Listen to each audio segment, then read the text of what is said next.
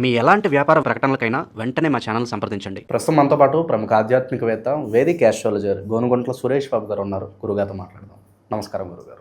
మణికంఠ గారు నమస్కారం అండి. గురుగారు, ఏప్రిల్ మాసం విశేషంగా ముందుగా మేషరాశి వాళ్ళకి ఈ నెల ఎదురయ్యే లాభ నష్టాలు, మంచి చెడులు ఏ విధంగా ఉండబోతున్నాయి, అలాగే మనకి ఈ నెలలోనే అక్షయ తృతీయ కూడా ఉంది.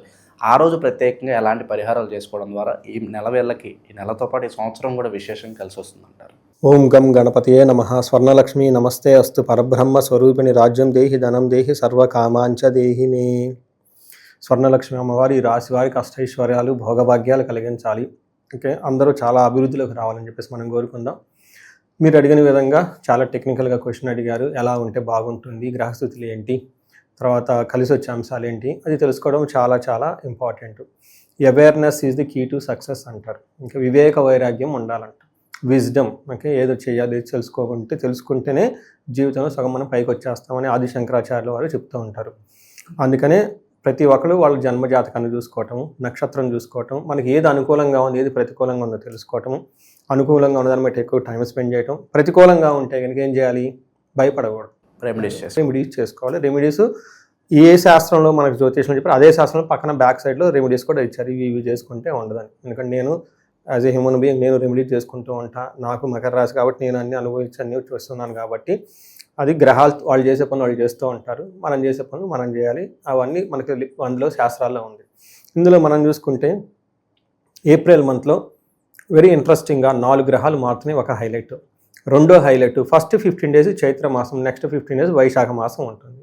మూడో హైలైట్ ఇందులో మనకి 19వ తారీఖున అక్షయ తృతీయ వచ్చింది. తర్వాత వైశాఖ మాసంలో నీరుని గనక దానం చేస్తే మహాపుణ్యం, నారాయణుడికి ఒకే స్వర్గలోకం, ఇవన్నీ డైరెక్ట్గా మనకి విష్ణుతత్వం వస్తుందని చెప్పేసి మన గ్రంథాల్లో వివరించారు. ఎందుకంటే ఉదక కుంభ దానం అంటారు. పేరు చాలా టఫ్గా ఉంటుంది. నథింగ్ బట్ వాటర్ బాటిల్ దానం చేయటమే ఉదక కుంభ దానం అంటే దానికి కొంచెం శాస్త్రీయబద్ధంగా ఒక రాగి చెంబు తీసుకొని కొత్తది, దాంట్లో నీరు పోసి మంచినీళ్ళు చక్కగా ఏదైనా సుగంధ యాలకులు కానీ ఏమన్నా వేసి తాగటానికి ఇస్తే, లేదంటే చిన్న పట్టిక బెల్లం కానీ ఏదైనా తాగటానికి ఇస్తే ఆ చెంబు పాత్రతో దానం చేస్తే ఉదక కుంభ దానం అంటారు. ఇది బ్రాహ్మణులకు కానీ వేద పండితులకు కానీ బాగా గురువులు లాంటి వాళ్ళకి ఇస్తే బాగా పుణ్యం అని చెప్పేసి మనకి శాస్త్రాల్లో వివరించడం జరిగింది. చాలా చిన్న రెమెడీ, చాలా బాగా ఎఫెక్టివ్ రెమెడీ అది. లాస్ట్ టైం నా వీడియో చూసి ఒకళ్ళు అమెరికాలో ఆ కార్లో వాళ్ళ వాటర్ బాటిల్ వేసేసుకొని వాళ్ళ ఆఫీస్కి అంతే వెళ్ళిపోయి అక్కడ అందరికి ఇచ్చేసారంట. సో అలా చేస్తే చాలా మెసేజ్ పెడితే చాలా ఆనందం వేసింది నాకు. సో ఇలా మనకి ఇది శాస్త్రంలో చెప్పారు. ఇవి ధర్మ సందేహాలు ఇవన్నీ సంపద శాస్త్రాలు వివరించారు కరెక్ట్గా ఏ మాసంలో ఏం చేయాలనేది. అది మీతో షేర్ చేసుకోవడం జరిగింది. మన ప్రేక్షకులు కూడా చక్కగా దాన్ని సింపుల్ రెమెడీ, అంత హార్డ్లీ 500 రూపీస్ రెమెడీ చేసి బాగుంటారనేసి మనం ఆశిద్దాం. మేషరాశి మనం చూస్తే ఒక తటస్థంగా ఉండే మనతో ఒక్క సూర్యుడి విషయంలో మాత్రం జాగ్రత్తగా ఉండాలి. మిగతా గ్రహాలు ఏమి వీళ్ళకి పెద్దగా ఇబ్బంది పెట్టే విధంగా లేవని గమనించుకోవాలి. అంటే నేనేం చెప్తానంటే పెద్ద ఒడిదుడుకులు లేకుండా ఒక సాధారణంగా వెళ్ళిపోయే మంత్ అని మనం గమనించుకోవాలి ఈ రాశి వాళ్ళు. సో ఒక్క సూర్యుడి విషయం మాత్రం కొంచెం ఇబ్బంది పెట్టే విధంగా ఉంది.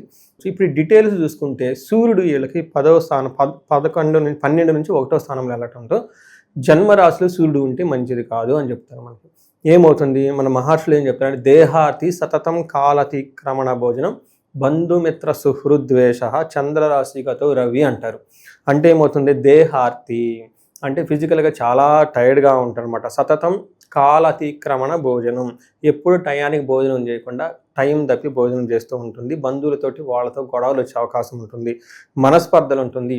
వైఫ్ విషయంలో జాగ్రత్తగా ఉండాలి. వాళ్ళకి హెల్త్ బాగోలేకపోతే వీళ్ళకి ఇబ్బంది పడే అవకాశం ఉంటుందని గమనించాలి. అలానే కుజుడు 12th హౌస్లో ఉండి వీళ్ళకి మిక్స్డ్ రిజల్ట్ ఇస్తారు. ఒక రకంగా ధనం వస్తుంది, సక్సెస్ వస్తుంది, అంతా వస్తుంది. అగైన్ ఇక్కడ ఏమవుతుందంటే ప్రవాసం, వ్యాధి పీడం, బంధువైరం, ధనక్షయం అంటారు. అయితే దేహపీడం సంచారం అంటే ఎక్కువగా ట్రావెల్ చేసే అవకాశం ఉంటుంది. హెల్త్ కొంచెం కాంప్లికేటెడ్గా ఉంటుంది, బాగా టూ మచ్ టైర్డ్నెస్ ఉంటుంది.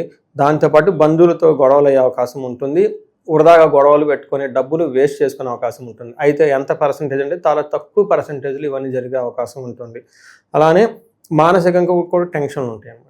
బుధుడి వల్ల పరాభవం, అవమానం జరిగే అవకాశం ఉంటుంది. కావాలని ప్లాన్ చేసుకొని ఇలానే అవమానం చేయాలని ట్రై చేస్తారు. కానీ ఎదుటి వాళ్ళకి వీళ్ళ దగ్గర పప్పులే ముడకు, వాళ్ళ మనని వాళ్ళు మళ్ళీ వెళ్ళిపోతారు. అందుకని వీళ్ళు ఎక్కువగా రియాక్ట్ అవ్వకుండా కామ్గా కూల్గా ఉంటే పనులంటే అయిపోతూ ఉంటుంది.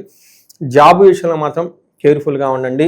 బాస్ విషయంలో ఒకటికి 2 సార్లు ఆలోచించుకుని బాగా ప్లానెడ్గా వెళ్ళటం చాలా చాలా ముఖ్యం. ఈ ఒక్క విషయమే మీరు మాత్రం గమనించి పెట్టుకుంటే ఈ మంత్ మిగతా అంతా డోంట్ కేర్, అది ఆటోమేటిక్గా వెళ్ళిపోతూ ఉంటుంది.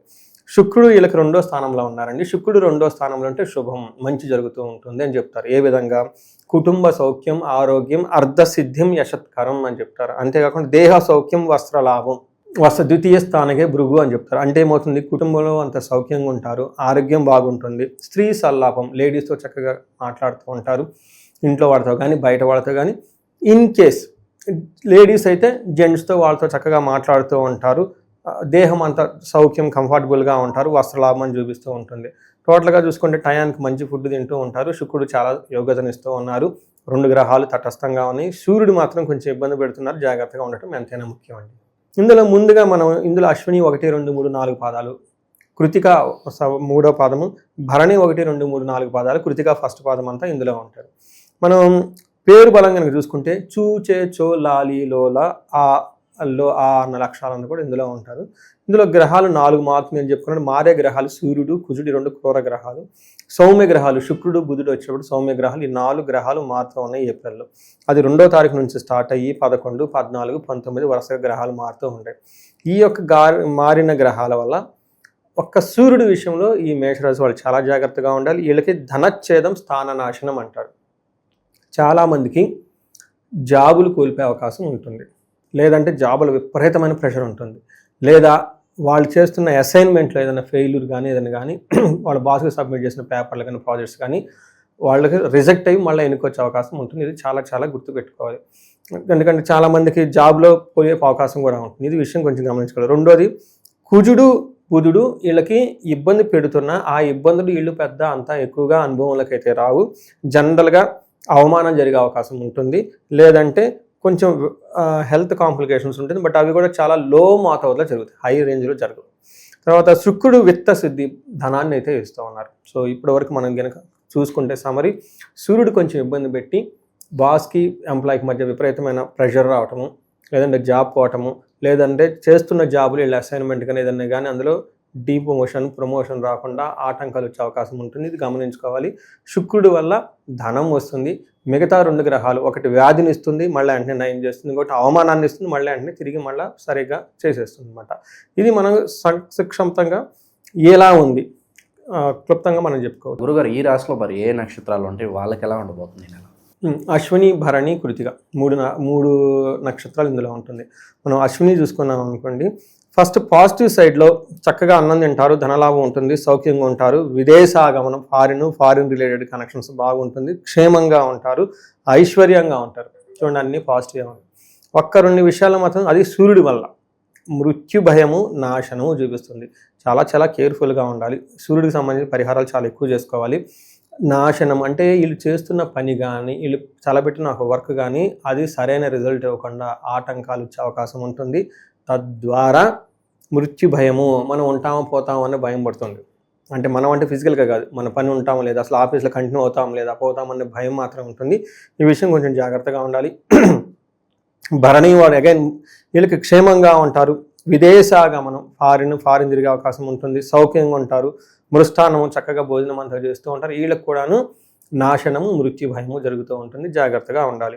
అలానే కృతికా నక్షత్రం వాళ్ళకి, ఈ నక్షత్రం వాళ్ళకి చాలా బాగుంది. మిగతా 2 నక్షత్రాలతో కంపేర్ చేస్తే వీళ్ళకి క్షేమంగా ఉంటారు, పరవాసము, ఫారిన్ రిలేటెడ్ బాగుంటుంది, సౌఖ్యంగా ఉంటారు, మృష్టాన్నం చక్కగా భోజనం అంతా చేస్తుంటారు, లాభప్రదంగా ఉంటారు. 5 పాజిటివ్గా ఉన్నాయి. వీళ్ళకి నెగిటివ్ ఒకటే ఉంటుందండి, లాస్ట్ వీక్లో మృత్యు భయము లేదా నాశనము జరుగుతూ ఉంటుంది శుక్రుని వల్ల, సూర్యుని వల్ల. సో ఏది చూసుకున్నా కానీ ఒక విషయం చాలా జాగ్రత్తగా ఉండాలి. ఏదన్నా ఒక సిచ్యువేషన్ వస్తుంది, ఇన్ సచ్ వే అది అసలు ఉంటుందా పోతుందా, మనం ఉంటామా లేదా అన్న థాట్స్, ఆలోచనలు వచ్చే అవకాశం ఎక్కువగా ఉంటుంది. దానికి కారణం ఏంటంటే వీళ్ళు తలపెట్టిన ఒక పని లేదంటే ఒక వర్క్ మధ్యలో ఆగిపోయే అవకాశం ఉంటుంది. ఇది కొంచెం గమనించుకుంటే సరిపోతుంది. ఇవి కాకుండా అన్ని నక్షత్రం వాళ్ళకు కూడాను పర్టికులర్గా ధనానికి సంబంధించిన వ్యవహారాలు చాలా జాగ్రత్తగా ఉండాలి. కృతికా నక్షత్రం వాళ్ళకి కార్యహాని, అనుకున్న పని కాకుండా ఇబ్బంది పడుతూ ఉంటారు. ఇంకా మిగతా నక్షత్రం వాళ్ళు అన్నింటిలో గమనించుకుంటే వీళ్ళకి అశ్విని, భరణి నక్షత్రం వాళ్ళకి, పర్టికులర్ భరణి నక్షత్రం వాళ్ళకి లేదంటే అశ్విని నక్షత్రం వాళ్ళకి ఆటంకాలు ఎక్కువ ఉండే అవకాశం ఉంటుంది. సో ఇది మనం ఓవరాల్గా చూసుకుంటే ఒక సూర్యుడి విషయంలో కొంచెం కేర్ఫుల్గా ఉండాలి. మిగతా అన్ని విషయాల్లో నార్మల్ ప్రాబ్లమ్స్, రొటీన్గా ఉండే ప్రాబ్లమ్స్ దీన్ని మేనేజ్ చేసుకుని వెళ్ళిపోతారని చెప్పుకోవచ్చు. ఇక మరి ఈ నెల ఇలాగే స్మూత్గా వెళ్ళిపోవాలంటే ఎలాంటి పరిహారాలు చేసుకోవాలి? ప్రత్యేకంగా మరి అక్షయ తృతీయ రోజు ఎలాంటి దానాలు చేసుకుంటే బాగుంటుంది, ఎలాంటి పరిహారాలు చేసుకుంటే మనీ ఫ్లోటింగ్ బాగుంటుంది అంటారు వీళ్ళకి? 2 చెప్తానండి. ఒకటి సూర్యుడికి సంబంధించి ఆదిత్య హృదయ స్తోత్రం, సూర్యాష్టకము, సూర్య నమస్కారాలు కంపల్సరీ చేసుకొని గోధుమల్ని ఆదివారం రోజున సత్పురుషులకు, బ్రాహ్మణులకు, వేద పండితులకు గౌరవప్రదంగా దానం చేస్తే కలిసి వస్తుంది. వెరీ వెరీ సింపుల్ రెమెడీ అండి అది చాలామంది అది కూడా చేసుకోలేరు.